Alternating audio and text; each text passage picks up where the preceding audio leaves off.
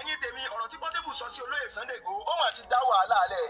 ó ti gba ẹnu tán báyìí nítorí ọ̀rọ̀ yẹn ti di wàhálà gidigidi. ẹ bá mi share fídíò yẹn dáadáa ojú òní tì. ẹ bá mi share fídíò yẹn dáadáa ẹ ní dẹni àgbégbìn ojú òní tì láéláé. ẹ bá mi share rẹ̀ kẹ́dẹ̀ farabalẹ̀ wo fídíò yìí ní parí. nítorí màá sí láwẹ́láwẹ́ fún wa tí kíní yóò dẹ̀ yé wa dáadáa ẹ̀yin tèmi Portable ti fẹnu kọ this time around. kí ló ṣẹlẹ̀? nípa àwọn bandits tẹ́ yàwọ̀ Igboho tí Sunday Igboho wá fún ẹ ní 2 hours ultimatum ń tẹ̀ release wọn àbọ̀ release wọn. ẹ má wọrí gbogbo ẹ̀ náà ni màá ṣàlàyé fún lẹ́kùnrẹ́rẹ́ nínú fídíò yìí nítorí kíní ọ̀hún ti fẹ́ dá controversy sílẹ̀ báyìí. ọ̀pọ̀lọpọ̀ àwọn èèyàn sọ pé wọ́n ti tú àwọn èèyàn sílẹ̀ ọ̀pọ̀lọpọ̀ àwọn èèyàn sọ pé wọ́n tú wọn sílẹ̀ ta ló wá ń parọ́. Olóyè Sunday Igboho ni àbí local government chairman yẹn tó tún release another press síta ẹ má wọrí gbogbo ẹ̀ náà ní òye wa eléyìí tó wá mú kí Portable wá fẹnu kọ this time around ẹ̀yin tèmi ó ti gba ẹnu tán o. kí n má gbà wá lákòókò kí n má fa àkókò wa ṣòfò ẹ jẹ́ kí n kọjá lọ sínú ọ̀rọ̀ yẹn gangan ní sànsàn ṣùgbọ́n ẹ má gbàgbé kẹ́ ẹ má bá mi share fídíò yìí ẹ má bá mi share rẹ̀ dáadáa ojú òní tì í láéláé ẹ̀yin ẹ̀dẹ̀ farabalẹ̀ wo fídíò yìí dé parí nítorí gbogbo ibi tá a yà pọ̀ nínú fídíò yìí kó lè bá yé wa dáadáa ṣùgbọ́n fáǹfààní ẹ̀yin tẹ́ bá mi sọ story yẹn ẹ jẹ́ kí n sáré summarize ẹ̀ fún láìpẹ́ ìlàrí báwọn bandits kan yàwọ̀ Ìgbòho wọ́n gbé olóyún wọ́n gbé ọlọ́mọ wọ́n demand for ransom at the end of the day àwọn family àwọn people yẹn wọ́n contribute ransom wọ́n gbé lọ fún wọn ṣùgbọ́n nǹkan tí ń jẹ wọ́n pa olóyún yẹn wọ́n pa ẹni tó gbé ransom lọ wọ́n pa ọ̀pọ̀lọpọ̀ àwọn èèyàn àwọn ìjọba wo orí nǹkan kan ṣe sí wọ́n wá jẹ́ kí tí social media ó di sí gbogbo nǹkan yẹn débi pé anybody ò tiẹ̀ mọ̀ pé nǹkan kan lọ nílùú Ìgbòho kò wá pẹ́ sígbà yẹn bóyá àwọn bandits yẹn náà ni o bóyá àwọn míì ni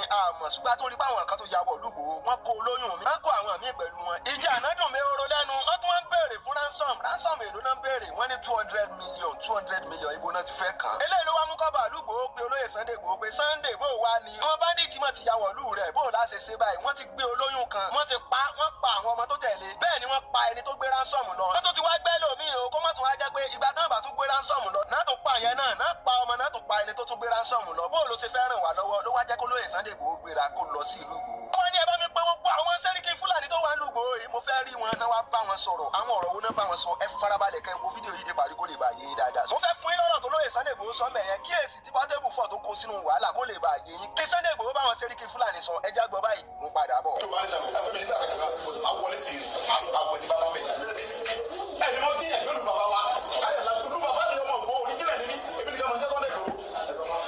ẹ dín yẹn gbé toyúntoyún ẹni tó bá gbé owó fún yín tẹ̀jí gbé ẹ tó pa olóyìn nìgé ọwọ́ nígbò ẹbí mi ò tiẹ̀ bá yín kúkúlájà mi ò tiẹ̀ dẹ́rù bá yín nílùú bàbá mi eléyìí gbọ́dọ̀ jẹ́ last and end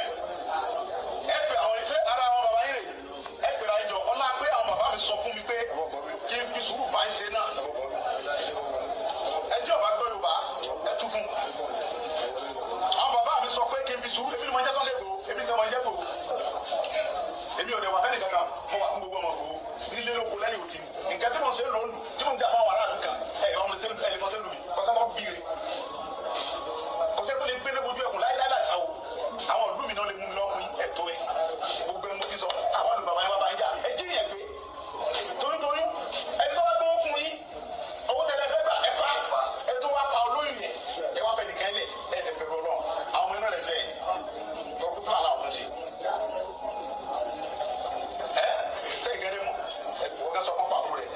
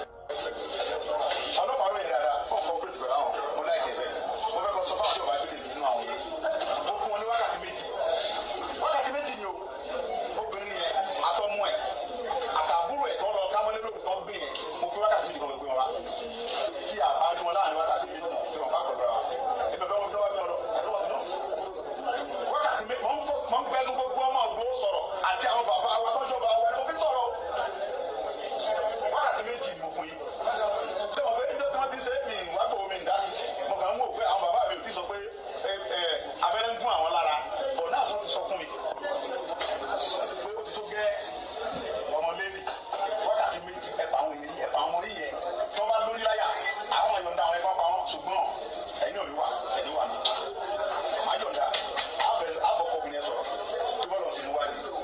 àbí ṣùgbọ́n ìlú mi wà mí. èmi mọ̀ lọ́dọ̀ ọlọ́run tó ní wípé àwọn iná ṣe sẹ́yìn náà rẹ̀ mọ̀ bẹ́ẹ̀ àwọn iná ṣe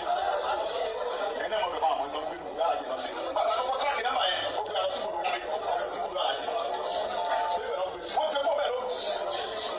wọ́n gbé lọ sí bámi wọ́n gbé lọ sí àbí baálẹ̀ kọ́ńpà bẹ́ẹ̀ ló wà báyìí ẹgbẹ́ wọn bẹ̀ kọ́ gbé wa ẹgbẹ́ ọba mọ́nì yẹn baálẹ̀ ẹgbẹ́ torí ẹ̀ ẹ̀sùn lọ́dọ̀ mọ́ ibi tó ní wà kúsánú ìsábà bàbá wa yẹn mò ń bọ̀ bẹ́ẹ̀ mo kó dàrú pàtó ni mi mò ń bọ̀ bẹ́ẹ̀ ẹni tàn kọ̀ máa àwọn fọ́rẹ́sì yẹn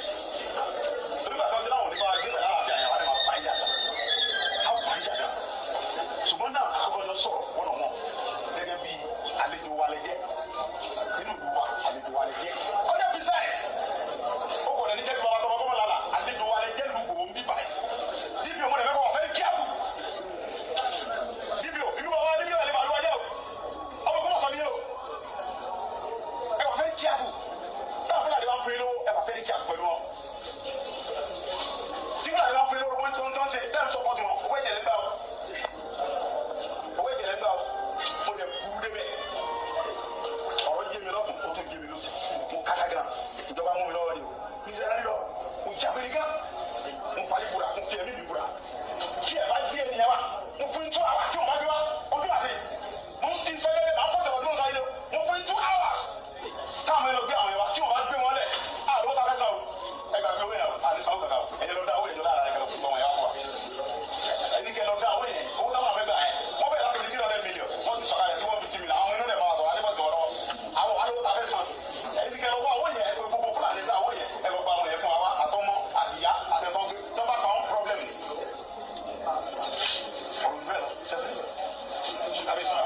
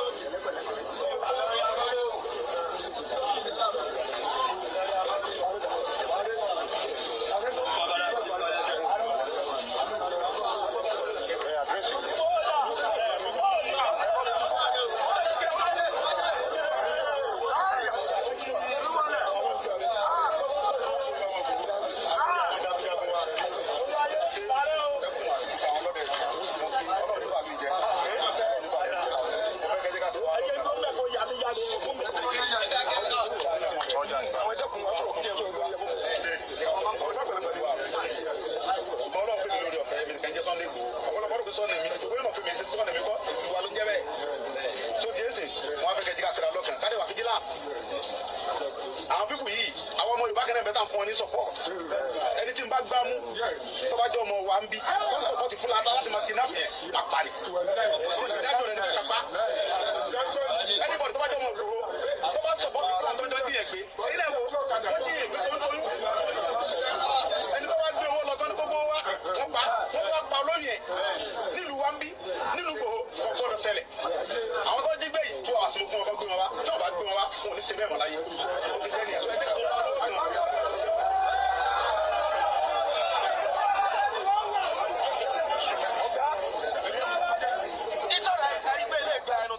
Agbára ọ̀rọ̀ tó lóye Sunday Igboho bá wọn sọ rí in summary gbogbo ọ̀rọ̀ yẹn wọ́n pe gbogbo àwọn sẹ́ríkì Fúlàní wọ́n dẹ̀ fún wọn ní 2 hours ultimatum. wọ́n ní lẹ́yìn 2 hours táwọn bá release àwọn pípù yìí wọ́n máa rí pé kó ojú àwọn bá wọn jà gidigidi tára wọn ó dẹ̀ kọ́. ọ̀rọ̀ tó lóye Sunday Igboho bá wọn sọ rí táwọn èèyàn bẹ̀rẹ̀ sí ní gbàgbé ẹni gbàgbọ́ ọtí lórí social media ṣùgbọ́n ọ̀rọ̀ lé ò tí ò rọ̀ táwọn kan fi pe olóyè Sunday Igboho pé wá o wọ́n rẹ̀ mọ́ ẹ fún ẹ 2 hours ultimatum àwọn mà ti rí àwọn nǹkan kan bí báyìí. ó dàbí ẹni pé wọ́n ti release àwọn tán jí kó. tó wá jẹ́ kó lóye Sunday Igboho gbéra níbi tán wà wọ́n ti lọ jìnnà síbi tán wà yẹn nítorí wọ́n sọ pé àwọn máa dúró ní around. ó ṣe gbéra níbi tán wà ń gba ibi tán sọ pé incident yẹn ti ṣẹlẹ̀ lọ. kí làwọn nǹkan tó ṣẹlẹ̀ ń bẹ̀ ẹ farabalẹ̀ torí mo fẹ́ yàn nàná kí nìyẹn kó lè bá yé dáadáa. kí làwọn nǹkan tó ṣẹlẹ̀ ń bẹ̀ yẹn ẹ jáwọ́ briefly ń padà bọ̀.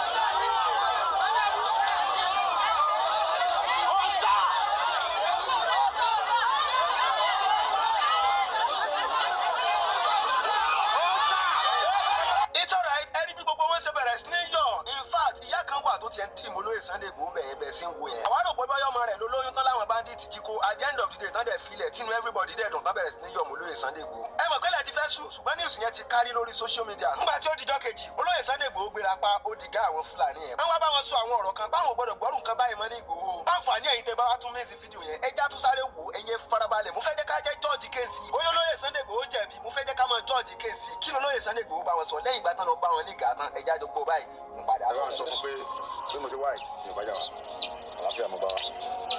mo ti ń ṣẹlẹ̀ ń gbòó ní ìfọwọ́ sí wọ́n fi gbogbo àwọn èèyàn pátápátá ní pé tó ń gbà wọn tí bá fẹ́ gbọ́ pé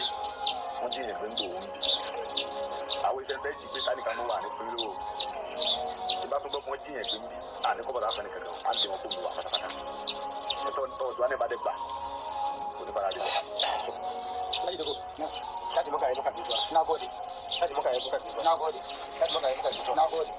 Láti bai so da fada ba. Alhamdulillah. Ba mu so fada. Láti bai so da fada ba. Ba mu so fada. Abin da yake so na ka tsara mutanen ku. Dubula ne. Gaba da ke na gonga na mu. Wani take. Aka sake. Da ki mutanen mu. Láti musu. Ya sake dawo aka da mutanen mu. Gbogbo bá ti jí yẹn gbé mọ́ tí o ti wà lágàkà mọ́ àwọn ẹ̀kọ́ ìfọ̀n ọ̀gbẹ́ lálàáfíà kan máa ń sẹ́wọ̀n. Láti bọ́kà ọ̀dà bọ́kà kó wà sáàkì lókà mọ́tò àdìbà fún láì báwo ni wàhálà wọ́n yá aka sáàkì lókè mọ́tò lẹ́gẹ̀rẹ́ rà dú fúlàní fi ti gẹ̀rẹ́ rà. Kẹ̀kẹ́ sọ fún ọ̀pọ̀ fúlàní tó wà láwọn ọmọ ọgbẹ́ mọ́ ní ó pe àwọn ọmọ rẹ̀ wọ́n fi ẹ̀sùn kan àwọn ọmọ rẹ̀ pé àwọn náà jiyàn gbé wọn sì jalè ó pe àwọn ọmọ rẹ̀ sí àkíyèsí tó lágbára láti àsìkò yìí òní ní 20 June 2026 láti ní yìí lọ fún gbọdọgbọmọ. Alhaji náà yàtọ̀ bọ́kà yára kan bọ́kà de bẹ́ẹ̀ bọ́kà de sígìrì alùsù láti lè jọ sí ìwọ́n tàbọ́kà sọ̀rọ̀ kàwé àbọ̀sù ní dàgbẹ́ kọ́ bá sì ní àgbẹ̀lẹ̀ bá a ní àfọ́sà àbọ̀sù yìí dọ̀tún kan. Ìjà náà wà ní. Wọ́n du yaran ka Allah ne fata kira su ni yaran ka ne hali yaran ka wai kira yaran ka a ga musu su abin da suka yi a cikin gari ba wanda bai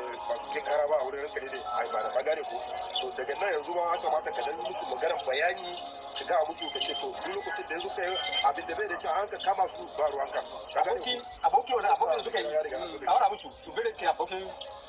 ko da bai ba su kore ba da su kuma sai da aka gani su aka saka waje abokin tana Allah ta wai duk yaran da kuma ba yankin da wani aboki a cikin gari ma ko ina ma ko daga mace ne in suka zo wajen su ka kira su yaran ka ba ka ga ma yaran ka kada su yi wannan abu ba in suka yi wannan abu da gira ya ce sai su yi fanna nan a cikin gari a gari ba ya sa wani mustafa ne wai abin da wanda ya ga maka wani gaba wai ka ji magana shi na ji magana shi wani na ji magana shi wani mustafa ne na ji magana shi wai ya wanka da ya ce kuma ba to wallahi na ji magana shi wadin ya kuma duk yadda mutane aka ji tsoron shi ka ji abin da ya ce wai iya ji labari aka ci ta wani a cikin gari ma yanzu ma kuma ko ba ke dinin ba min bi ba zai kware ba ka gani abin da ya ce ko ba na ma yau ba ba wani da suna ci ara ma ko sa su hombe shi su kama wanda zai kama ko abin zai kashe kowa ne a cikin kuma to ba ti yin pé bala fe awa bi se nwa láti ilẹ̀ kó tó ko change nǹkan se ton so yẹn ti gbigbe di business ton da ma lu mo tó jẹ́ pé yẹn na wanda ton jige wala ni to ba to ba ti si yẹn àlàáfíà wai in ba wani masalla ba abin da ranka da yake kenan wai kowa ya dan zauna na shi amma abu ya hawa a cikin gari ma shi zai zo ya kawo wannan babban surutu ma a zuwa yin buru ba abin da ranka da yake kenan Allah na gode miki to ni kamar wannan bayanin da yazo yayi gaya man ka san nan kitana ne kuma abokin shi ya sai man wurin sa muka zauna lafiya ní ọ̀rẹ́ òun dẹ̀ ló ta. ó yọ̀ lẹ́yìn ọ̀rẹ́ rẹ̀ òun ní bàbá rẹ̀ lórí ìfà yìí ilé òun ní bàbá rẹ̀ onílé òun mímọ́ òun sì wá bí ẹ tó fún níbí. wọ́n sọ ilé tó fún níbí lẹ́yìn òun ní fọ́mà alága wa ti bẹ̀rẹ̀ bá máa gbọ́ tí mo fẹ́ sọ. ó gbàgbé tó fún níbí o èmi lè wọ́n ti ṣe àṣàrò ó gbàgbé tó fún níbí o Sunday wo lè mi sọ̀rọ̀ fún àlàáfíà ni mo fẹ́ ń gbò ó ń ṣí bẹ́ẹ̀ sọ àlàáfíà ni mo fẹ́ ṣáájú mọ́ gbé fún wọn gbé pẹ̀lú àwọn fámìlì mi ń bí lálàáfíà ni o lálàáfíà bá ti wà wọn ò dé gbọ́dọ̀ boko àwọn ènìyàn kẹjẹ mọ́. wọ́n kẹ́rẹ́ sanu ẹ̀jẹ̀ shiga wọ́n gbọ́dọ̀ boko jẹ́ wọn. ẹ̀jẹ̀ ci a kawo karan da kuma a kira rake ne da a ga ya ci a kẹ́tẹ́ ma fẹ́ shiga ìjọba bàbá Bọ́lá Tinubu ìjọba bàbá Bọ́lá Tinubu bá sọ fún ó fi òfin gbé àyàn kéèyàn gbé níbi tó bá wù Nàìjíríà àwọn náà ti sáré fọwọ́ sí ṣùgbọ́n ọ̀tọ̀ bá ti wá ní òní bá wa fi àlàáfíà gbé ẹ mọ̀ jí wa gbé ni ẹ mọ̀ pa wá ẹ mọ̀ polóyún pa kúkúrú pa gígùn ẹ nílé bá wa gbé ẹ kò bí àwọn ọ̀dẹ́ gbówó dẹ̀ rí àgbẹ̀là ẹ ṣe kó làwọn bàbá tí wọ́n ń ṣe ń bí ẹ lè jí wa gbé kẹrí àmọ́ àlọ́ ta fún yín ẹ fìlú wa lẹ̀ ní ẹ rẹ̀ nífẹ̀ẹ́ ara rí lọ pàápàá sọ fún ẹ bá ṣe ẹ ṣàwùjọ ẹ. ọmọ ọgbọ́n kó lè yà sọ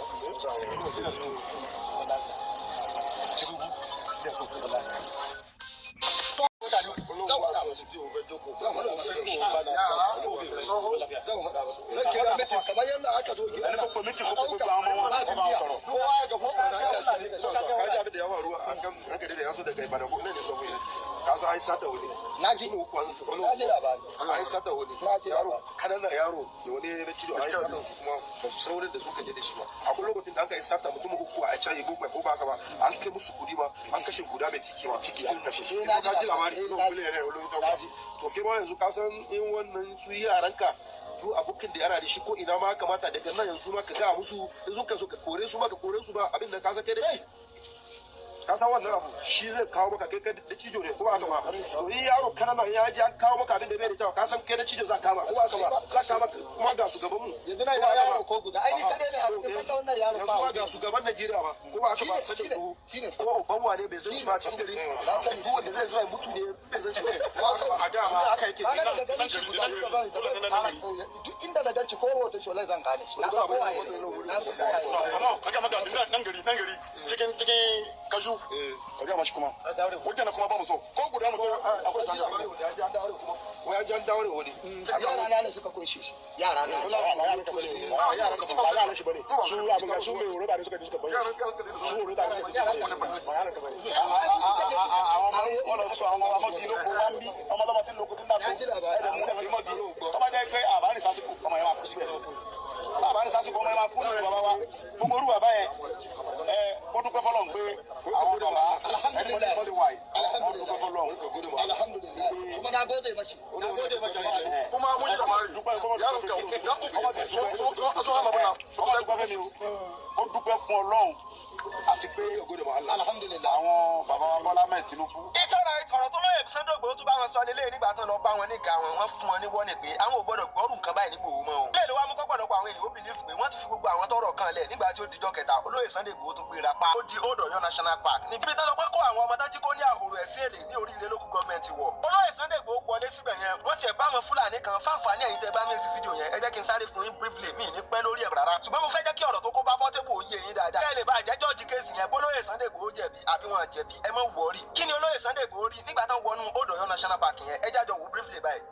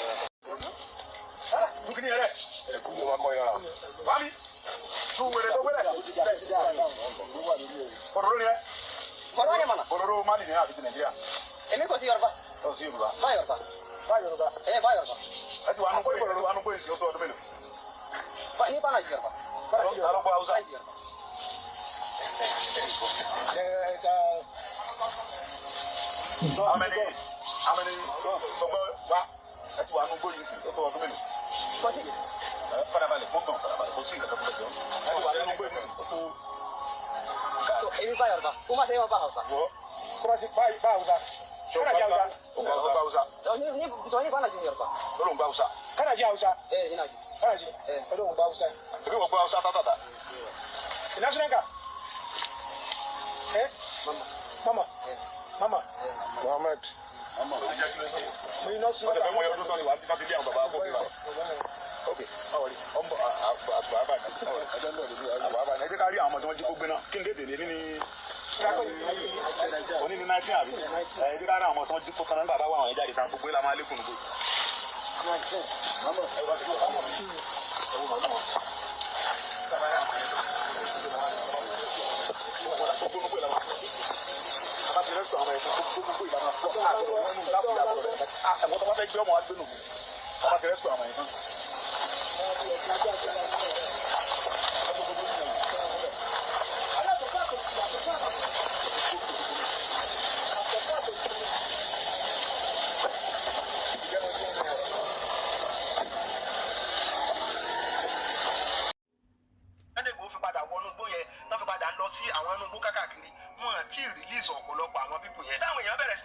Social media ni pé wọ́n ti release gbogbo wọn. Wọ́n sẹ́mọ̀ pé information yẹn jáde ó ti ń bọ́ sọ́wọ́ alẹ́. Ọjọ́ kejì ní gbogbo orin tó lóye Sunday Igboho bẹ̀rẹ̀ sí ní rìn nínú igbó yẹn. Ṣùgbọ́n nígbà tí ó fi dijọ́ kẹta, àwọn fámìlì àwọn èèyàn yẹn ti bẹ̀rẹ̀ sí ní jáde pé ẹ dákun àti ìrà àwọn èèyàn wa o. Eléyìí ló wá fún wa ní convictions pé kí làwọn èèyàn wá ń celebrate fún kí náà jubilate fún. Níwọ̀n bá release kankan nínú àwọn fìbò yìí kí náà celebrate fún kí náà fò sókè fún. Nítorí pé olóyè Sunday Igboho ló máa mú wọn fò sókè bọ̀. Wọ́n ti olóyè Sunday Igboho lọ́sàn-án alẹ́ lélẹ̀ kí ló ń ṣẹlẹ̀. Wọ́n á rí máa kan tó jáde tó bẹ̀rẹ̀ sí ní analyze fídíò rẹ̀ kí làwọn nǹkan tí màá yẹn bá wa sọ ẹ̀já gbogbo báyìí padà bọ̀.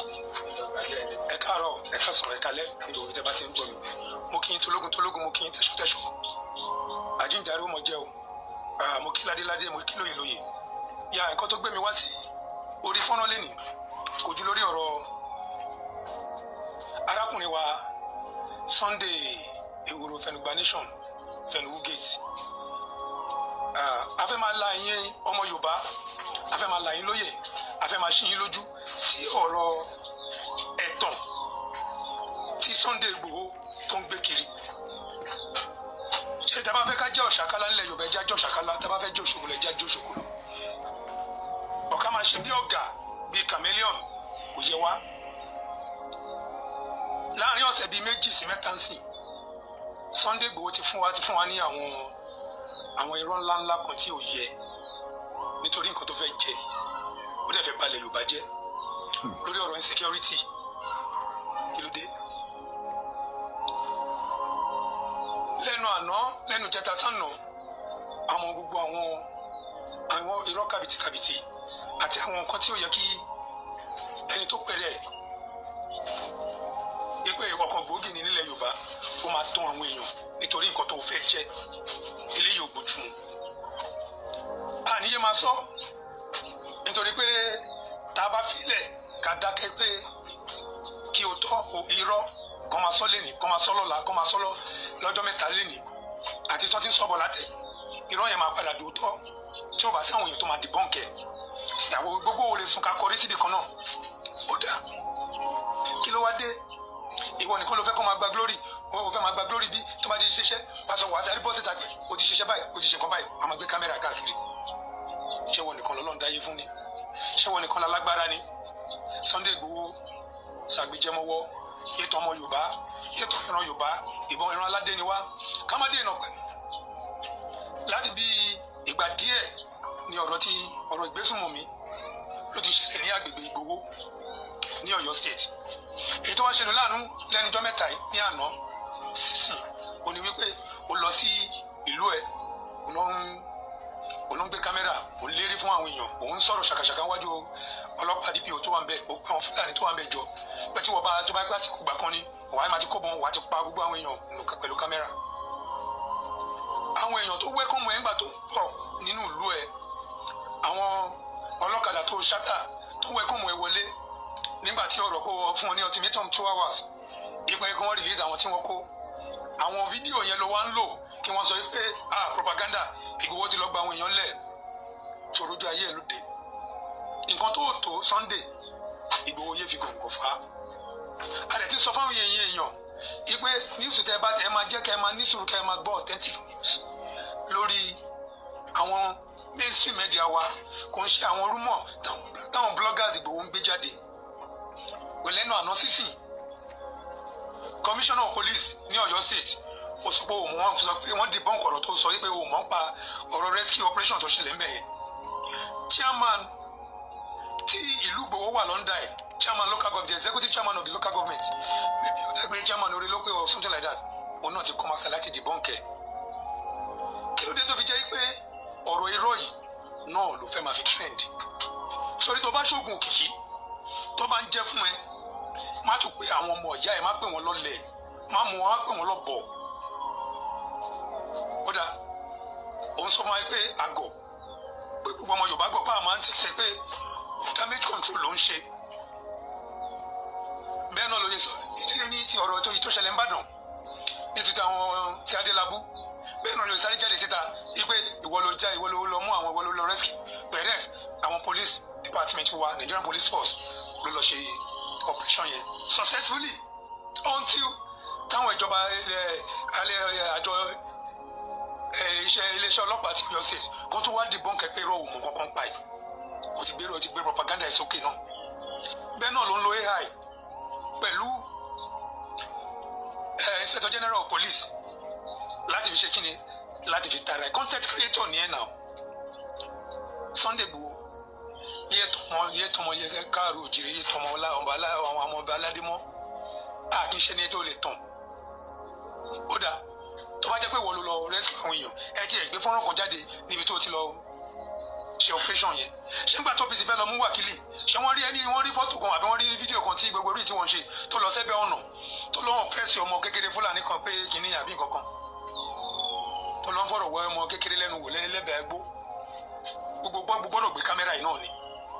o gbọ́dọ̀ show náà ni o gbọ́dọ̀ ṣe content creator ní ẹ̀ náà ìwọ ń ṣe ẹni tí èèyàn lè òyìnbó ọmọ Yorùbá ò ní tilé toko Sunday horo fẹnu gba nation fẹnu gate fẹnu dáràn kò ń ṣe ẹni tí èèyàn lè gbẹ́kẹ̀lé ilẹ̀ Yorùbá tó bá lè kájọ́ làwọn kan àwọn institution kan bí wọ́n ṣe lè sọ̀rọ̀ toro ti fẹ́ kó gbogbo ẹgbẹ́ má bẹ́ o ti fẹ́ máa lo ipe gbogbo propaganda tí wà pẹ̀lú àwọn bloggers yẹn lò nítorí àwọn olóṣèlú tó ń lo ẹ̀ sìn you are a politician damage control tó fẹ́ máa ṣe ló fi gbọ́rọ̀ yín security wọ́ ọ̀rọ̀ Yorùbá nation olùlẹ̀ ó scam àwọn èèyàn lọ ní òde ò padà dé wọ́n gbé ń bágò kúrò lórí ẹ̀ ọ̀sán tó bá dé o máa wọgbó owó òde ò wọgbó mọ́ òun béèrè pa àpòfà tí ibà Gani Adams ń béèrè látijọ́ yìí tí wọ́n ta dẹ̀ mọ́ pé ó nídìí ìwọ́de náà ń béèrè lọ́wọ́ náà federal government ó ń béèrè lọ́wọ́ state government ó wọ̀n fún ẹ ọ̀sán káwọn èèyàn máa bú ibà Gani Adams sórí bógo ti ń jẹ́ tọ́lọ́hún tó bá sọ wípé omi àlàáfíà lè Yorùbá nítorí nǹkan tó fẹ́ jẹ nítorí nǹkan tó fẹ́ jẹ ló fẹ́ máa fi dàbí lábẹ́ omi ilẹ̀ Yorùbá rú ìwọ náà ní nísìnyí Sunday Igboho OPC lèmi lẹ́gbàá ibà Gani Adams ọmọ alágbára kì í ṣojo kò ń ṣerú ẹ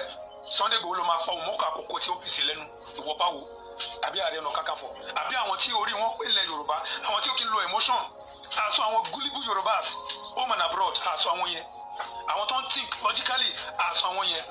ọ̀tá wọn dẹdẹ wúrẹ̀ tọ́pẹ́ nǹkan tó bá ti gbé síta wọ́n ti gbà á nìyẹn àwọn là ń bá wí ẹ̀yà ara yín brain Sunday Igboho has nothing to offer the Yorùbá race yàtọ̀ sí àpò tiẹ̀ yàtọ̀ sí àwọn tó súnmọ́ àwọn tó jọ ń jẹ́ ń dìmọ̀ dàrú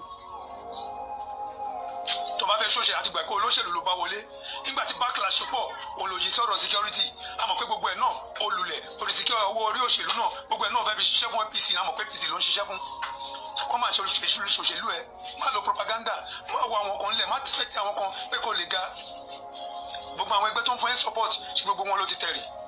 àwọn vigilante àwọn Àgbẹ̀kọ̀yà ó tiẹ̀ ti bà Àgbẹ̀kọ̀yà jẹ́ gbogbo ẹ̀ pọ̀ lóríṣiríṣi bẹ́ẹ̀ àwọn oníyẹ sọ kò dẹ̀ sí nǹkan kan tó lè ṣe wọ́n bá bí aláya ìdá jáde ìdúbà ìlú ṣe jẹ́. ìtọ́ra ẹ̀rí ó ní agbára ó gba ẹnu tán ẹ̀yìn tèmi ó ní agbára kọ́lọ́run sá máa sọ wá Yorùbá sẹ́rí ọ̀rọ̀ tí màá yìí sọ lélẹ̀ ṣùgbọ́n nínú ọ̀rọ̀ rẹ̀ tẹ́ bá wù dáadáa ẹ máa rí i pé jealous pọ̀ nínú ọ̀rọ̀ tí màá yìí sọ number one máa yẹn jẹ́ kó yọ pé ṣé ìwọ nìkan. kí ló wá dé ìwọ nìkan ló fẹ́ kó máa gba glory ó fẹ́ máa gba glory bí tó bá ti ṣiṣẹ́ wàá sáré bọ́sì tàgbẹ̀ ó ti ṣiṣẹ́ báyìí ó ti ṣe nǹkan báyìí wàá máa gbé kámẹ́rà káàkiri ṣé ìwọ nìkan lọ́lọ́run dáyé fún ni ṣé ìwọ nìkan lálágbára ni. ẹ̀yin Sunday Igboho nínú ọ̀rọ̀ tí màá yìí sọ yìí jẹ́lọ́sì hàn nínú ọ̀rọ̀ rẹ̀ pé ṣèwọ nìkan ni ṣèwọ nìkan lálágbára kí ló ṣẹlẹ̀ máa yẹ jáde ó analyse fídíò rẹ̀ kí n má gbà wá lákòókò. nínú ọ̀rọ̀ wọn náà láti rí i pé OPC lẹni tó ń sọ̀rọ̀ ìṣùgbọ́n tẹ́ bá wù dáadáa ìjà lára nọ́mbà olóyè Sunday Igboho jà. tá a bá fẹ́ parọ́ fúnra wa kò wá sẹ́ni nìkan arákùnrin kan náà jáde òun náà sọ tiẹ̀ ó pera rẹ̀ ni ó sì di àbí nǹkan kan. kí n má gbà wá lákòókò ẹja lọ gbọ́dọ̀ tẹnu tiẹ̀ náà mo wá padà bọ̀ láti ṣe analysis gbogbo rẹ̀ papọ̀ kí ló bá wa sọ ẹja gbọ́ báyìí náà padà bọ̀. ọmọ Yorùbá kẹ́nẹ́ bẹ́ẹ̀ tán fún ọ ní sọ̀pọ̀ ẹni tí n bá gbá mú tó bá jẹ́ ọmọ wa ń bí wọ́n sọ̀pọ̀ ti fúnra láti máa kidnap yẹn apàdé òṣìṣẹ́ ìdájọ́ rẹ̀ ní sọ́pá ẹnìbọ̀dì tó bá jẹ́ ọmọ Igboho tó bá sọ̀pọ̀ ti fúnra tó lọ sí yẹn pé ilé ìwò. mo understand pé káàdì tí wọ́n fẹ́ fi Igboho gbà ni pé nítorí wèrè ìta ẹ jẹ́ ká ní wèrè inú ilé. But personally, I don't believe and I don't subscribe to such card, especially with the character and the personality of this guy.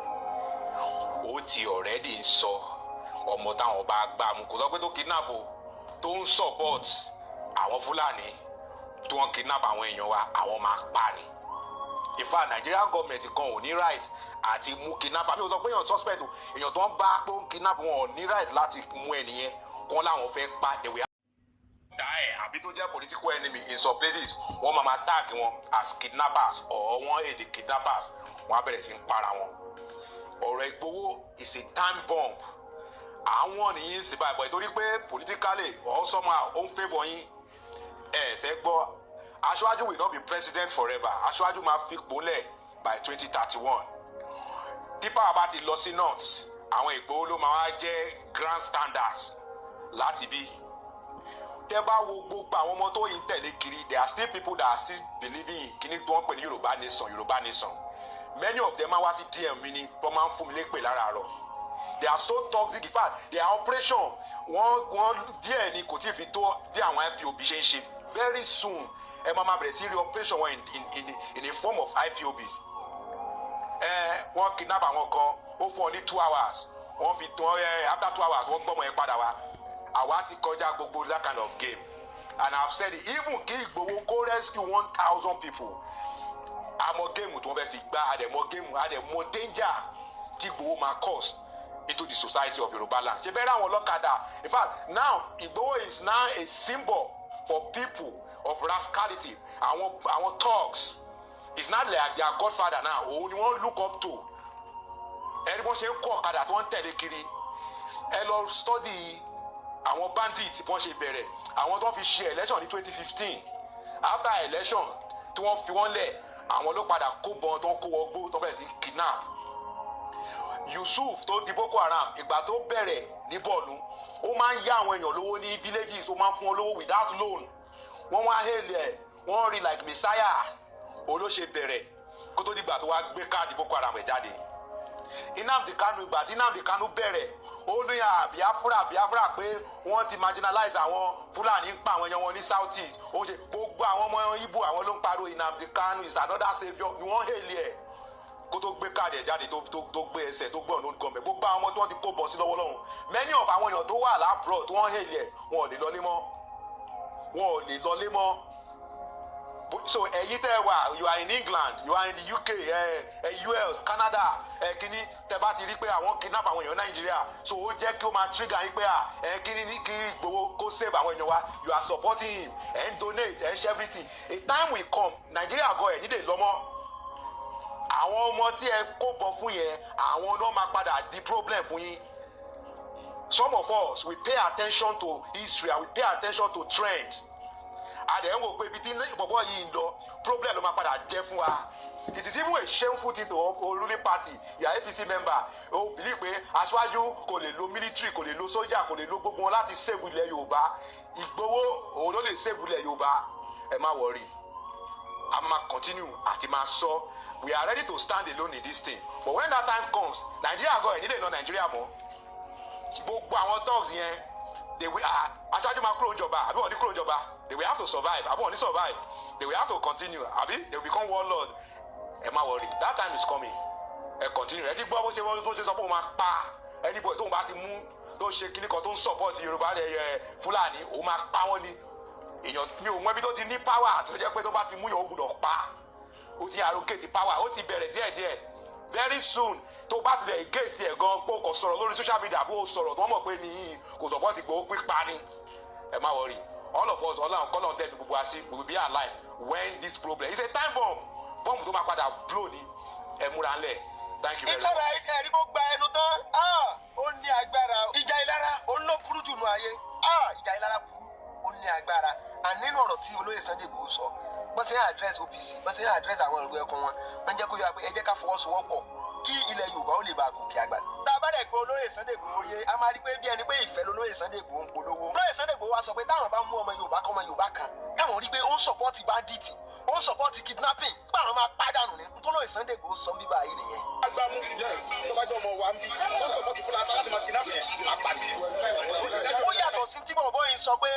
ẹni tó ọmọ Yorùbá kankan bá fi lè support Fúlàní ṣé nítorí Sunday Igboho sọ ni pé tọ́lọ́mọ Yorùbá kan bá fi lè support Fúlàní àbí tó bá fi lè support kidnapping àbí banditry kẹ́ ẹ máa wo ìjà alára tán polóyè Sunday Igboho já o. wọ́n sọ pé àwọn ó pàdánù ìjọba gẹ́gẹ́ ò lágbára láti sọ pé àwọn fẹ́ pààyàn báyẹn láti sọ pé àwọn fẹ́ ṣe kinní kan kí ni wọ́n ń gbélé ayé ṣe kí ló ba ayé jẹ́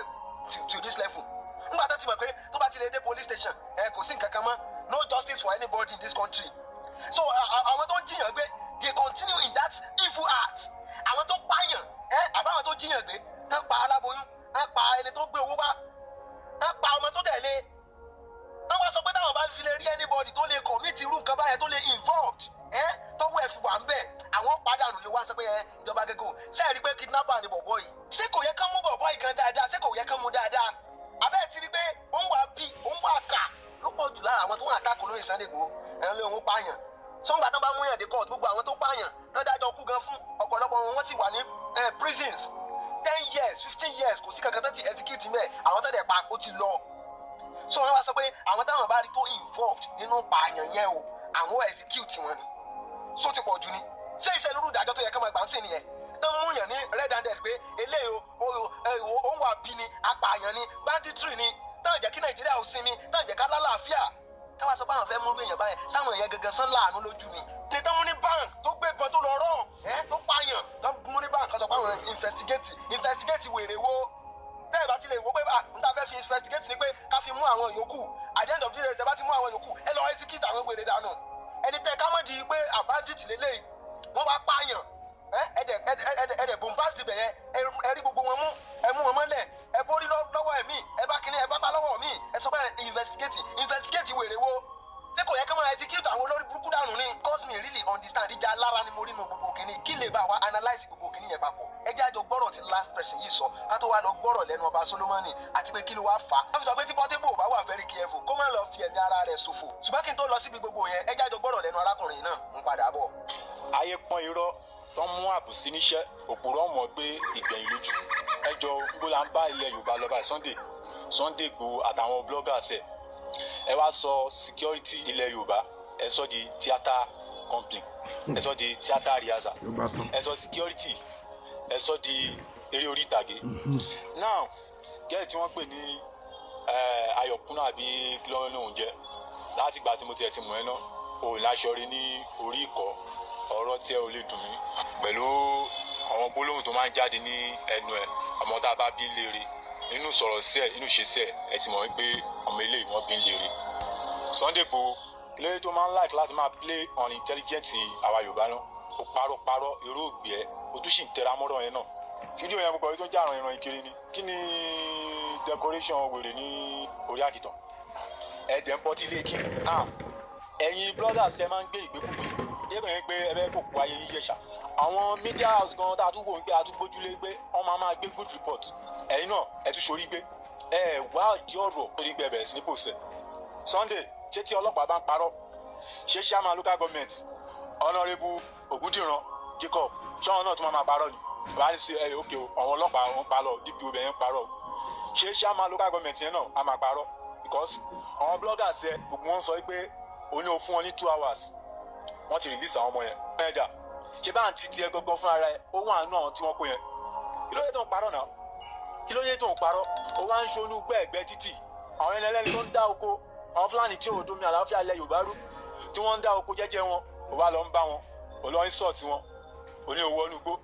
dédé èèyàn bá wọnú ìlú èèyàn àwọn aráàlú wọn ò ní wẹ́kọ̀mù ẹni ṣé bí wọ́n wẹ́kọ̀mù ẹni tí ó gba àwọn ọmọ yẹn lẹ̀ ni òwúrọ̀ àwọn ọmọ yẹn gbànà kí ló dé tó wọ́n parọ́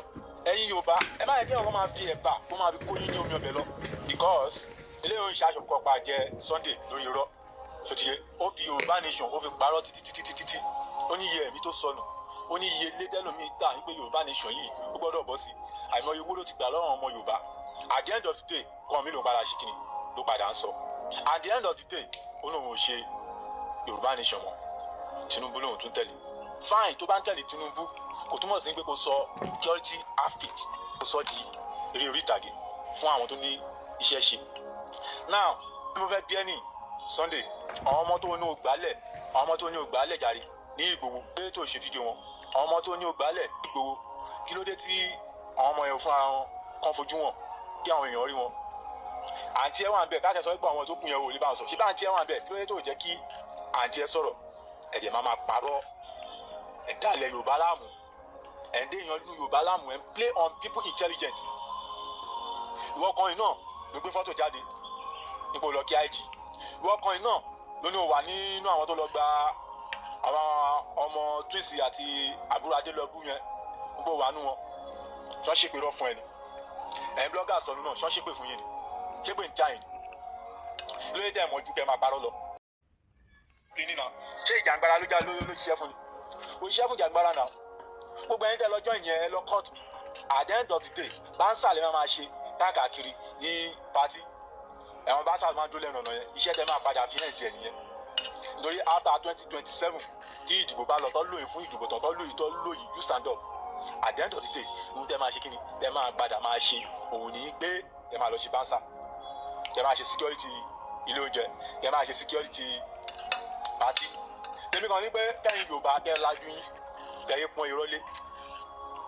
tẹ̀yẹ pọ́n ìrọ́lé ọlọ́pàá dìbọ̀nkẹ̀ nígbà òsì lára wọn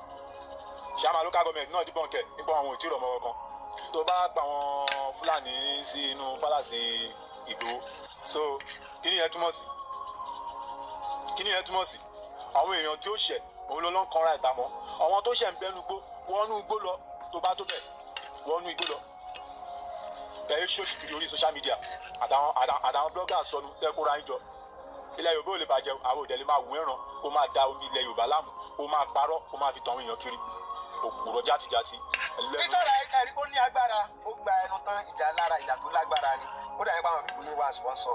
mi ìrírí lè sọ́nà bọ̀ tẹ́yìn bá rò nípa ẹ̀ máa drop ẹ̀ sí comment section. eléyìí ló wá mú káwọn èèyàn bẹ̀rẹ̀ sí ní máa pariwo again pé wọn àti release àwọn kankan o wọn àti release àwọn kankan o ṣé bẹ́ẹ̀ níta ló wá ń parọ́. ló wá mú kí Portable jáde kó máa tu bí ejò ẹ̀yin tèmi ó máa gba ẹnu tán ṣùgbọ́n fàǹfààní ẹ̀yin tẹ́ bá mi sọ fídíò yẹn ẹ jẹ́ ká kọ́kọ́ wò ná kí ìjà nǹkan dá Portable lóhùn kó lè bá yé yín dáadáa kí ni Portable bá wa sọ ẹ jáde gbọ́ báyìí ń padà bọ̀. èwo ni wọ́n ràn wọ́n rán náà èwo ni distraction àbí kí ló pè náà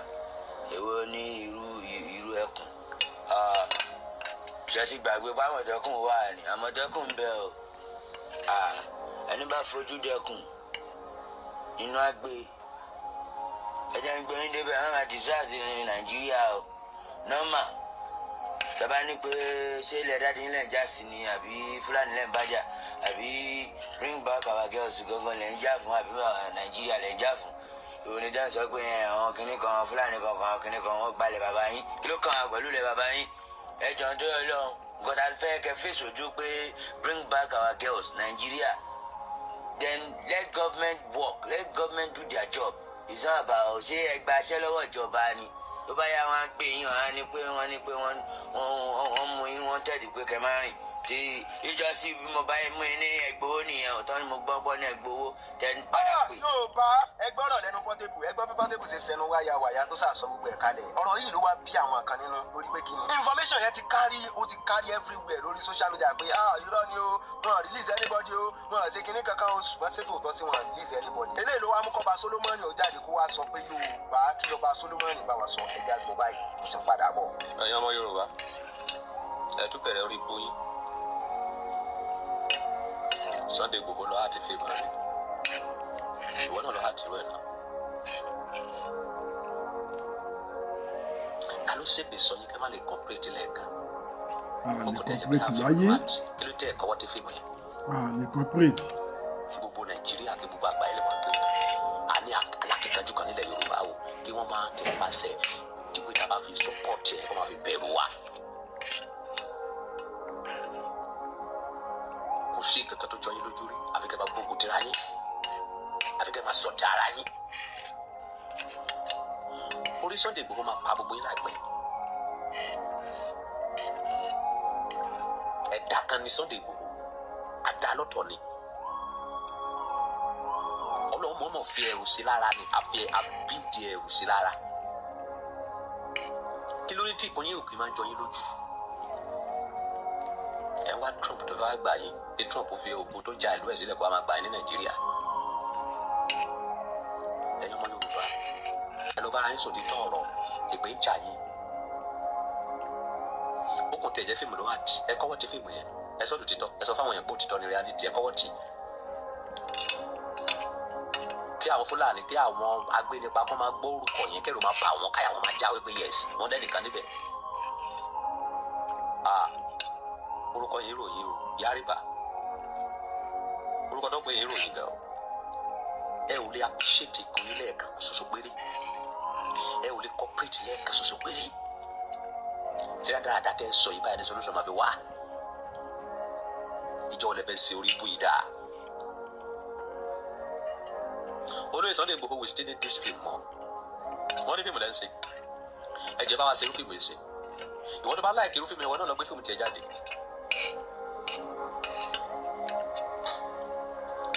ọlọ̀tẹ̀ kò ní kú rè. it's alright ọlọ́run ó bá wa bùkún fún ọba Solomoni ẹ rí i pé ọ̀rọ̀ wà nù ọ̀rọ̀ tó ọba Solomoni sọ yẹn mi ì sọ fún gbogbo èèyàn o ṣùgbọ́n fún èmi to my own opinion ọ̀rọ̀ wà nù ọ̀rọ̀ tí ọba Solomoni sọ yẹn ọ̀rọ̀ tó ọba Solomoni sọ lélẹ̀ pé Yorùbá ẹ tún ti dé in fact káàtì ẹ̀ sọ pé movie ó ní olóyè Sunday Igboho hàtì fún wa kí ló dé tà tí ẹ̀ wá pákéjì movie wa Yorùbá ta ló ṣe wá báyìí àsìta ló jẹ̀ wá lépè sípè ọba ahólẹ̀ náà ló sì ń já wá ẹ̀yin tèmi eléyìí ló wá mú kí Saheed Ire ó jáde Saheed Ire wá analyse àwọn nǹkan kan nítorí ọ̀rọ̀ tí Portable sọ sí olóyè Sunday Igboho kí làwọn nǹkan tí Saheed Ire bá wa sọ ẹja gbọ́ báyìí.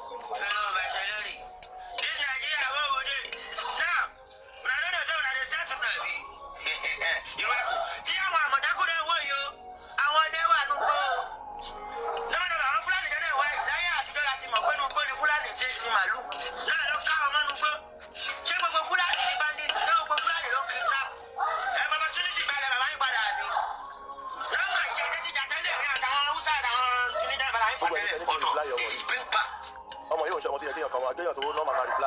ìkọsọ aláwọ̀ ọmọ yìí ó mú nǹkan ó mú àwọn nǹkan tó ju ọpọlọ ẹ̀ lọ ẹlẹ́ẹ̀kejì ṣé mọ̀ pé nǹkan tó sọ nípa olóyè ẹni tí ò bá lè appreciate olóyè Sunday Igboho ẹni tí ò bá lè appreciate olóyè Adéyẹmọ kò bá gbẹ́nu ẹ̀ dákẹ́ tó bá mọ̀ nǹkan tó máa sọ kò bá gbẹ́nu ẹ̀ dákẹ́ bàbá ẹ̀ ọjọ́ tó ti sọ pé bàbá ẹ̀ ọjọ́ tó ti pé bàbá ẹ̀ lórí burúkú lórí social media mo ti mọ̀ pọ́nmọ̀ òṣì ni ẹ́ so bàbá oníbàbá ò lè ní mínísì ẹ Portable jẹ́ kó rí ẹ pé Portable jẹ́ kó rí ẹ pé o eléyìí ń ṣe mátà ọmọ ẹyẹ àbí ọmọ fraternalism eléyìí ń ṣe mátà music mátà saving of life lélẹ́yìí o ṣùgbọ́n kó jẹ́ kó rí ẹ pé olórí burúkú ara gbogbo yín rápátá lẹ́ ń lọlé babaláwo lẹ́ ń lọlé gbá lẹ́ ń lọlé àwo lẹ́ ń lọlé àfà lẹ́ ń lọlé wòlíì gbogbo agbára tó fún yín kí ló dé tí bàbá àti bàbá ẹ̀ ò bọ́ta kẹ́ lọ gbà wọ́n tó wà nùgbó ó wá ń sọ pé àwọn kan ṣe rọ́bìṣì báwọn kan ṣe kíni olórí burúkú ni ẹni ọmọ yìí ayé ẹ̀ fẹ́ bàjẹ́ ni kò fẹ́ dá fáwọn tó ní ẹni kí ló ṣe ẹ́ tó fara balẹ̀ orí ẹ̀ fẹ́ burú ni ọjọ́ náà lọ́hùn sọ̀rọ̀ sóbèyè Sunday Igboho brother Abu Ebel wọ́n ṣe láì pẹ̀lú who are you to the man orí ẹ̀ burú ni èbí ń jà ẹni kí ló ṣe ẹ́ tó bá tiẹ̀ kọ́ ẹ lé tó bímọ òṣì tó bímọ lórí burúkú tó fẹ́ ṣẹ̀sìn ayé ni Portable ayé ẹ̀ fẹ́ bàjẹ́ ni àbáyé àwọn tó ní ẹ̀ fẹ́ bàjẹ́ ni kí ló ṣe ẹ́ ó jókòó sódò gbogbo àgbọ̀rọ̀ máa mánéjà rẹ̀ ó ti fẹ́nu kọ́ fún gómìnà fẹ́nu kọ́ fún gbogbo èèyàn bẹ́ẹ̀ náà gbé ẹ tó lọ ṣẹ̀wọ̀n wa eléyìí ò ní ṣẹ̀wọ̀n rárá ìgbà tí máa pàyà ẹni o fẹ́ sórí burúkú ni kí ló ṣe ẹ́ à ń sọ̀rọ̀ safety of life báyìí gbogbo nǹkan tó ní ìlú lára gbogbo yìí dẹ̀ hàn ṣọmọ lóye olórí burúkú ni ẹni ṣọlóye Sunday Igboho ni gómìnà state governor bẹ́ẹ̀ ni chief commander ọ̀sìn bẹ́ẹ̀ ni Portable ṣọlá jẹ́ kó rí ẹ pé gan tó bá ti fẹ́ ká yẹ bàjẹ́ látàyè ìdọ́rùn jẹ́ kó rí ẹ pé gan bẹ́ẹ̀ wá jí ó lájú ẹ̀ kalẹ̀ báyìí sórí nǹkan tí Portable ṣe tètè pé báyìí tó bá lẹ́ẹ̀mí ẹ̀ lò tètè pé báyìí ò ní sọ̀rọ̀ kan fatalism o jẹ́ kó rí ẹ pé o kó mọ̀ kan tó ń ṣe ó yá wẹrẹ ní babaláku bàbá ẹ kí làǹfààní bàbá tó bí ẹ nínú ayé àbúfẹ́ ṣòfò ni Portable jẹ́ kó rí ẹ pé. ẹ̀yin tèmi ẹ̀rí tó ń gba ẹnu tán bọ̀ mo mọ̀ kó àwọn kéde fún yín wá ni mo wá ṣe ní selections ní tẹ̀lé tó dáa gbogbo ọ̀rọ̀ yẹn ló lè bá yín dáadáa brother mi Saheed Ire ẹ kú iṣẹ́ ojú òní tì ní ara òní ní ẹ kú iṣẹ́ ṣùgbọ́n mo kàn fẹ́ advice yín ni Tinubu ṣe ń bí yín kọ́ ní kẹ́sì máa sọ̀rọ̀ torí àwọn nǹkan kan wà tó yẹ pé wọ́n máa alert èèyàn lọ́pọ̀lọpọ̀ ní lórí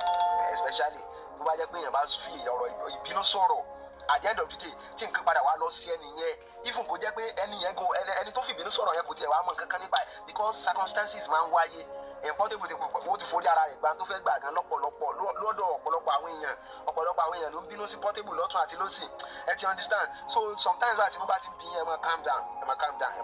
kẹ́ tó máa address àwọn issues kan but kí gangan ló wá ṣẹlẹ̀ ẹ jẹ́ kí n address Portable and ẹ jẹ́ kí n address gbogbo ọmọ Yorùbá ẹlẹ́lógún ẹ̀yin ọmọ Yorùbá àánú yóò sì ṣe mí ẹ ti understand àánú yóò ṣe mí kí ni nǹkan àkọ́kọ́ tó mú káwọn pípọ̀ yìí ò kọ́kọ́ mọ bẹ̀rù wa tẹ́rí àwọn bàbá wa wọ́n ti fi àwọn kankan lélẹ̀ wọ́n ti fi ẹ̀rù kan sára àwọn pípọ̀ yìí níbi pé tẹ́lẹ̀tẹ́lẹ̀ wọ́n wo Yorùbá bí àwa tó wà powerful àwọn táwọn kan lè súnmọ́ wa ẹni àwọn wọ́n wò pé oògùn kan bẹ lọ́wọ́ Yorùbá nítorí nǹkan táwọn bàbá wa ti ṣe nígbà táwọn pípọ̀ yẹn fẹ́ gbalẹ̀ wá ń gbà yẹn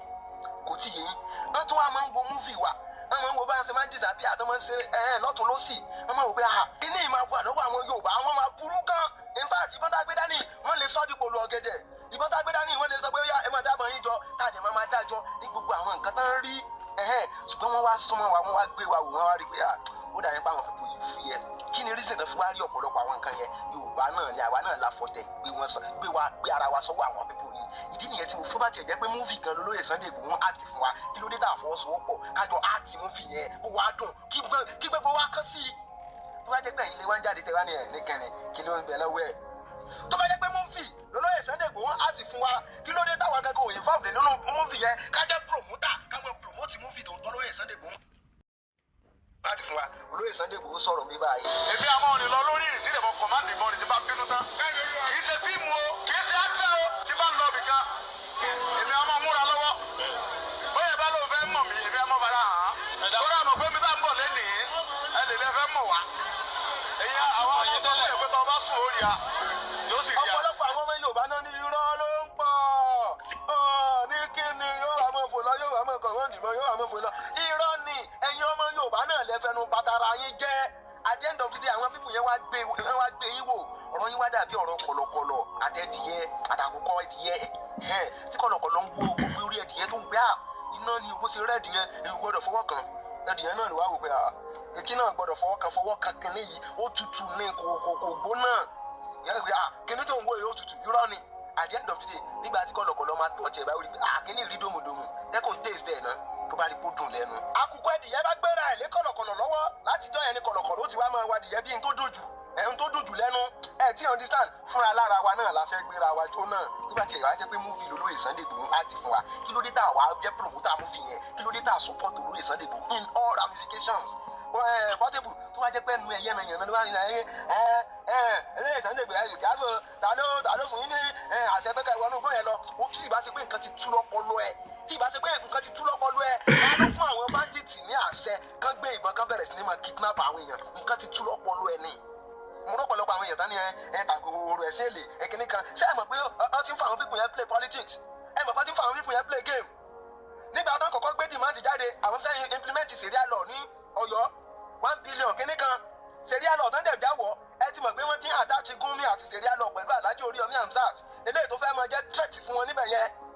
at the end of the day nígbà tó ń gbé demand wọn jáde wọ́n ti serial law bọ̀ àwọn bí house of assembly wọn léèrè pé bolẹ ti rí kinní nígbà táwọn bandit yẹn padà wá release another press pé àwọn ò béèrè fún serial law automatically wọ́n ti fẹ́ fi kinní yẹn wọ́n fẹ́ fi gbá game ṣé kò yé yín ni olóyè Sunday Igboho wá ní ẹ jẹ́ kí n wọnú igbó yẹn lọ ẹ jẹ́ n wọnú igbó yẹn lọ kí n lọ mo mọ takuntakun tí mo lè sàn bẹ̀ wọ́n ní rárá wọ́n náà sọ pé àwọn ọmọ táwọn ń ṣe àwọn ọmọ táwọn ń ṣe pé wọ́n threat àwọn pé wọ́n máa pa àwọn ọmọ yẹn ẹ jọ̀ọ́ ṣé kán mọ́ threat yín ni ṣé wọ́n ní threat yín tẹ́lẹ̀ ni ẹ fẹ́ wá gbà nǹkan ẹ fẹ́ wá kojú mi pẹ̀lú ìjà ẹ wá rò pé kí n má threat yín pé a máa ń ṣe nǹkan báyìí ṣùgbọ́n ẹni tó sọ pé òun fẹ́ lọ sí kò mọ ọpọlọ tó fẹ́ lò. Harrison nígbà tí ṣiṣẹ́ alágbó bẹ̀rẹ̀ sí ní tag Harrison lórí kìnìyẹn Harrison sọ̀rọ̀ pé officially ẹ jọ pé kíkó ìjọba yín kó invite mi officially dèní yìí àti ìgbọ́ kankan lẹ́nu ìjọba pé wọ́n ti ẹ̀ ti invite Harrison officially nítorí bá mọ̀ pé ó specialize ara rẹ̀ pé òun fẹ́ mọ tackle àwọn kidnappers àwọn bandits ẹ ti understand till now àti ìgbọ́ kankan bẹ̀ ẹ ti mọ̀ pé ti àwòrán ẹ̀sìn èlé yẹn wọ́n ti fi wọ́n gbá game ẹ mọ̀ pé during that time ní ti family Bẹ̀kẹ̀lẹ̀ Mẹ́sì náà wọlé during that period wọ́n ti sọ pé àwọn bandits ti wà náà gbòòrò nígbà tán mú àwọn yẹn instead tán fi gbé wọn lọ sí court at the end of the day tí court bá sọ pé ká lọ wọlé yẹn ilé tán rẹ́ǹtì tó nílé gbé fún agent ẹ ti understand at the end of the day wọ́n sọ pé ká lọ take ilé yẹn down wọ́n take it down òun náà ṣe sọ pé káwọn tètè ṣe níjàjò ń yàjò kán lọ sí ilé Súrì Ìlúpéjú kán lọ rédí ilé Súrì Ìlúpéjú at the end of the day wọn láwọn bàbá àwọn bàdà dúró de kóòtù láti sọ pé bóyá kí kóòtù tẹ̀sí take any Friday wọ́n lọ síbẹ̀ wọ́n gbé katakata lọ wọ́n take it down ẹ ti mọ̀ pé àwọn èèyàn ti lọ́wọ́ nú nígbà táwọn èèyàn ti pariwo pé ẹjẹ́ ń lọ àti láwọn oríṣiríṣi àwọn babaláwo tó ti dìde pé ẹjẹ́ àwọnú gbòyẹn approve wa tẹ́ ẹ bá nílò àwọn èèyàn ẹ kọ́ fáwọn èèyàn publicly ẹ máa rí àwọn èèyàn tó máa turn up tó máa dìde bọ̀ irọ́ ni ẹ ti understand tó bá tiẹ̀ wá jẹ́ pé movie lólóyè Sunday Igboho àti fún wa kí ló dé tá gbogbo ọ̀gbárùkù tí movie yẹn ká support ẹ̀ ṣùgbọ́n ìwà tẹ̀m̀bẹ̀lẹ̀kún ìwà ìmọ̀tara ẹni nìkan ń ló ń ṣe ọ̀pọ̀lọpọ̀ yín ẹ ti understand sọ nìkan wá ní sọ nìkan ló tí ìwọ náà bá lead ogun àwọn èèyàn ń support ẹ̀ you don't need to just carry any grudges with anybody tí ìwọ náà bá mọ̀ pàkọ́ni ni ọ́ tó mọ̀ pé ó dá ọ lójú ìwọ náà wọnú igbó kan lọ bẹ̀rẹ̀ sí ní káwọn ọmọ jọ at least àwọn èèyàn máa support ẹ especially tó bá wọnú igbó ó dá Ọ̀yọ́ national park yẹn lọ despite pé ìjọba ò approve anybody láti wọ bẹ̀ on their own but olóyè Sunday Igboho apadà rí pé olóyè Sunday Igboho lọ síbẹ̀ yẹn nítorí pé wọ́n fẹ́ try láti ẹ̀ ti save àwọn people yìí ọlọ́mọdé jẹ́ ká tọ̀nà against máa yẹn torí náà láti ń rí ńgbà tẹ̀yìn èèyàn tó yẹ kẹ́ put support pẹ̀lú máa yìí tẹ̀ jẹ́ pé wọ́n fẹ́ mọ̀ fún àwọn people yìí play game ìwọ́n tiẹ̀ try best ẹ̀ olóyè Sunday Igboho wọnú gbọ́ yẹn lọ ṣùgbọ́n wọ́n wà very careful nítorí pé ìjọba ò approve wọn ìjọba tí wọ́n ń lò lọ níbẹ̀ yẹn kò approve wọn so tẹ́lifíìn bá dẹ̀ fi lè ṣe ọmọ yẹn any one of them nígbà tí olóyè Sunday Igboho wọ bẹ̀ yẹn tán bá fi lè gbọ́ ní ìsìnkú ẹni tí ń ṣe kíní kan ọrùn rẹ̀ náà dà lé lórí so ní láti wà very careful at the same time ó tún fẹ́ save àwọn ọmọ yẹn sẹ́rù ẹni táwa fẹ́ ṣe kí lórúkọ rẹ̀ sínú táwa ń bá jà táwa ń bá fà á tí wọn náà bá lágbára kàbí kejì ìwọ náà wọnú Old Ọ̀yọ́ national park yẹn lọ wọnú igbó yẹn lọ kó àwọn ọmọ yẹn jáde táwọn èèyàn bá ní fún ẹ ní 100% support ọkùnrin yẹn ọkùnrin lólóyè Sunday Igboho you don't need to hate on anybody you don't understand eléyìí tẹ́mi máa ń sọ táwọn ọ̀pọ̀lọpọ̀ àwọn èèyàn máa ń wò pé bóyá mi láìkó olóyè Sunday mi ì ṣe ní láìkó olóyè Sunday Igboho treasure tiwa nìyẹn náà ọmọ bí nǹkan ní tiwa ní olóyè Sunday Igboho náà tábà rẹni tó bá ń ṣe dáadáa tábà rẹni tó bá ń gbé àṣà dáadáa tábà rẹni tó bá ní oríṣiríṣi àwọn nǹkan pé kíní treasure tiwa ni ṣùgbọ́n èmi ń sọ nígbà yẹn pé mi ì sọ́pọ́ọ̀tì Yorùbá nation nítorí mo mọ ewu tó wà nínú kéèyàn fẹ́ ya ìlú kúrò nínú ìlú ẹ ti understand mo mọ̀ pé wọn ní jẹ́ kán rí kíní yẹn ṣe nítorí olóyè Sunday Igboho dẹ̀ ń já sí lákòókò wọn ní jẹ́ kíkà kó wà successful torí ìjọba àpapọ̀ ni ó mọ̀ bá wọn fà á ìdí nìyẹn tí mo fi sọ nígbà yẹn pé tẹ́ ẹ bá fẹ́ secure Yorùbá land opportunity wà fún yín because gbogbo Yorùbá land ló ní border a lè secure Yorùbá land tó bá jẹ́ pé for the safety of Yorùbá people òun lè fi ń ja ìjà yìí ẹ lè secure Yorùbá land without implicate yourself because federal government lẹ́ẹ̀ máa bá fà á federal government tá a dẹ̀ ń sọ̀rọ̀ rẹ̀ yìí ọmọ Yorùbá wà ń bẹ̀ ọmọ Ìgbò wà ń bẹ̀ ọmọ Haúsá wà ń bẹ̀ àwọn ọmọ Yorùbá tó yẹ ká approve yín àwọn èèyàn ti wà l'Ábùjá wọ́n ti ń ja ayé wọ́n ti ń jẹ tọ̀ìtọ̀ì àwọn gangan ni ó dẹ̀ wà lára àwọn tó máa gbé yín jóná at the end of the day ẹ ní padà rí kankan achieve tí mò ń try láti sọ́gbà yẹn nìyẹn kò ṣe pé bóyá mo kórìíra olóyè Sunday mo ń ṣe lè kórìíra olóyè Sunday Igboho